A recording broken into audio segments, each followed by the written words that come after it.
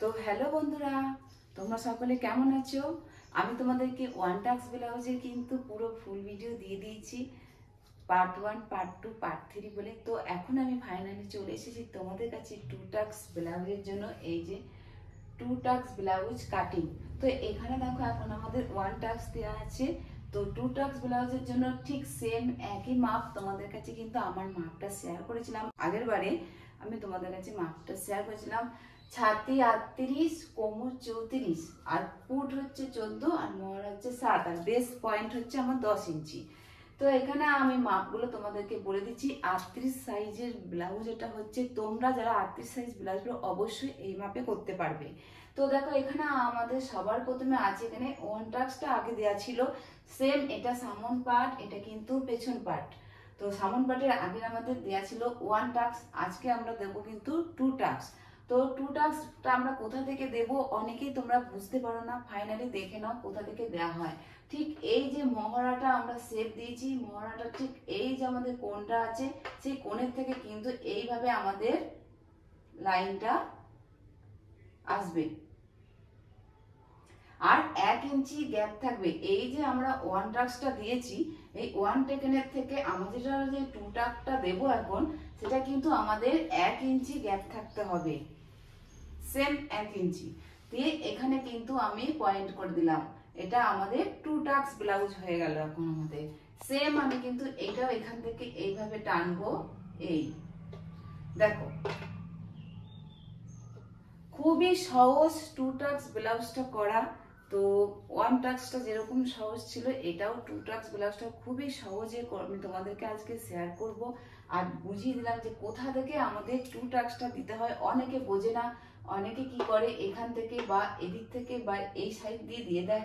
যখন আমি ফোর টাকেন করব তখন কিন্তু আমাদের চারদিকে হবে। আজকে টু টাক্স ব্লাউজ বলে মহড়ার দিকে একটা টেকেন হবে আর কোমরের দিকে একটা টেকেন হবে।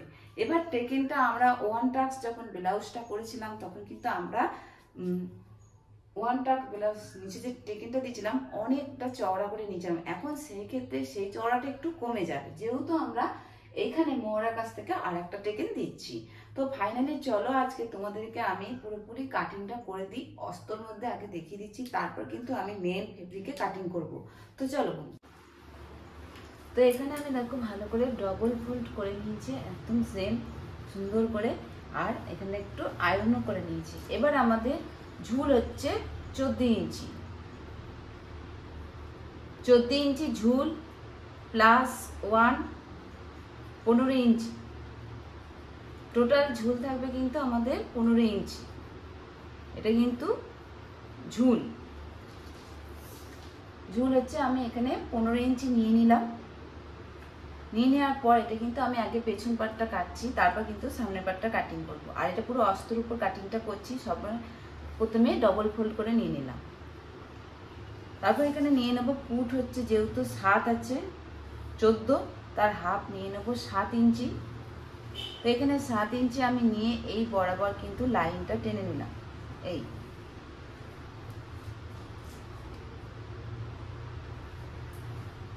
ঠিক কাঁধে এখানে হাফ ডাউন করব।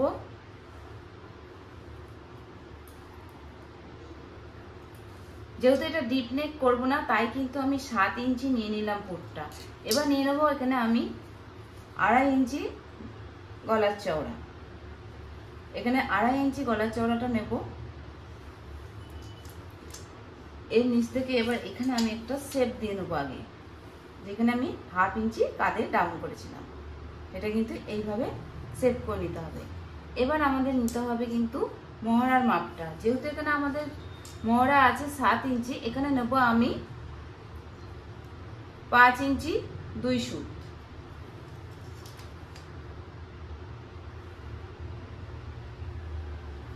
তো এইভাবে এখন লাইনটা টেনে নেব। 5 ইঞ্চি 2 সুত নিয়ে কিন্তু টেনে নিলাম। যেহেতু আমি যখন রাউন্ড শেপ করে দেবো তখন কিন্তু আমার 7 ইঞ্চি চলে আসবে, সেই জন্য আমি এখানে 5 ইঞ্চি 2 সুত নিলাম। এবার আমাদের ছাতি হচ্ছে 38, এখানে 38 4 দিয়ে ভাগ হবে, 4 9 36, 9 বেরোলো। এখানে প্লাস হচ্ছে 2 ইঞ্চি, তো সমান সমান 11 ইঞ্চি। তো এখানে আমি এখন ছাতিটার পুরোপুরি মাপ নিয়ে নেব 11 ইঞ্চি। তো এখানে একটি পয়েন্ট করব। আর আমাদের তাহলে কত হলো, টোটাল মাপ হচ্ছে আমাদের 9.5। তো 9.5 আর এখানে আমার কত বাঁচলো 1.5 ইঞ্চি। তো 1.5 ইঞ্চি এখানে একটি মাপ করেছি, দেখো আমি পয়েন্ট করেছি এখানে 1.5 ইঞ্চিতে। এই অনুযায়ী কিন্তু এখন আমি পুরো একটি লাইন টেনে নেব।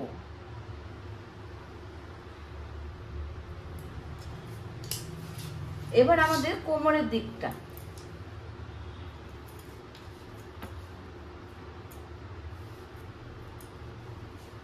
তো কোমর এখানে আছে আমাদের 34।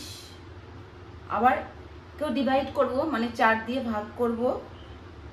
4 8 32, 8 হলো, আর প্লাস 2 তাহলে 8 9 10। ছাতি থেকে 1 মাইনাস করে দিলেও আমাদের কোমরের মাপটা বেরিয়ে যায়, এবং ভাগ করে যদি আমরা বার করি সেই কিন্তু 10 ইঞ্চি হচ্ছে। তো এখানে আমি 10 ইঞ্চি নিয়ে নিলাম।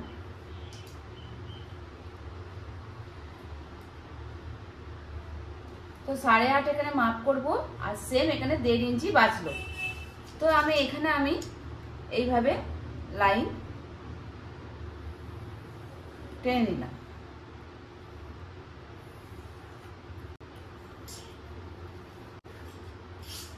যেহেতু এখানে আমাদের কোমরের কাছে একটা টেকেন হবে, ঠিক 3 ইঞ্চি 3.5 ইঞ্চিতে একটা মাপ করব, আর এখানে 1/2 ইঞ্চি কিন্তু পেছনের টেকেনটা আমাদের 1/2 ইঞ্চি নিতে হয়। তো এইখানে আমি 3.5 এখানে মাপ করে নিলাম, নিয়ে পর টেকেনটা কিন্তু রেডি করে নিলাম পেছনে।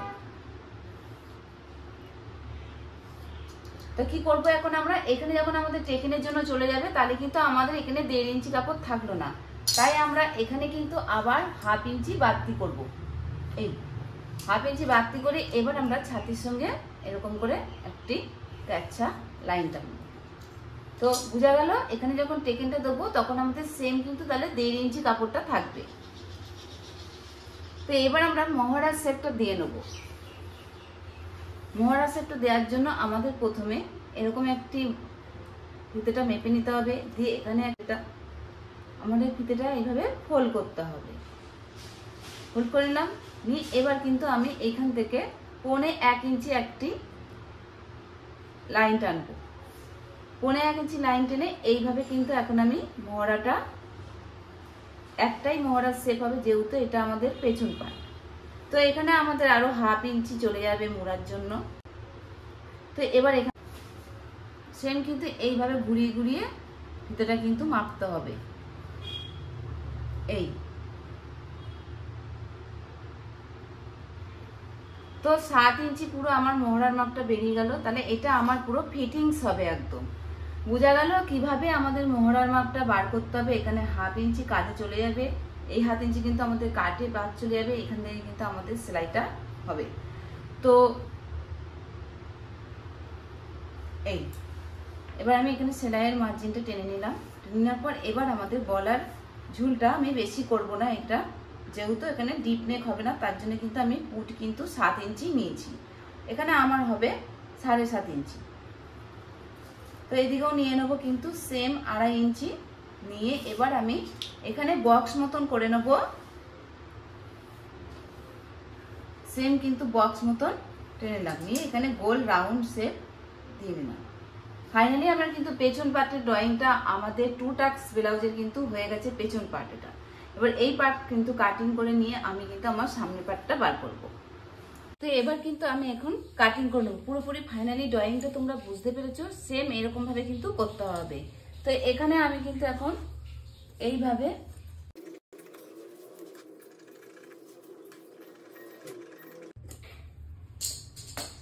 পুরো দেখো আমাদের কাটিং করা হয়ে গেল পেছন পাটটা। এখন কোনো গলার আমি শেপ দেব না। যখন আমি লাইনিংয়ের অস্ত্রের উপর মেইন ফেব্রিকে কাটিং করব, এটা লাইনিং যেহেতু মেইন ফেব্রিকে যখন কাটিং করব তখন কিন্তু আমি গলার রাউন্ড শেপটা দেব। তো এবার আমাদের সামনের পার্টটা কাটিং করব। ঠিক আবার এরকম সুন্দর করে ফোল্ড করে বসিয়ে নিতে হবে। বসিয়ে নিয়ে এটাকে আমাদেরকে পেছন পার্টটা এরকম বসিয়ে নিতে হবে। এইভাবে কিন্তু এখন আমি লাইন ড্র করে নেবো যেমনি আছে।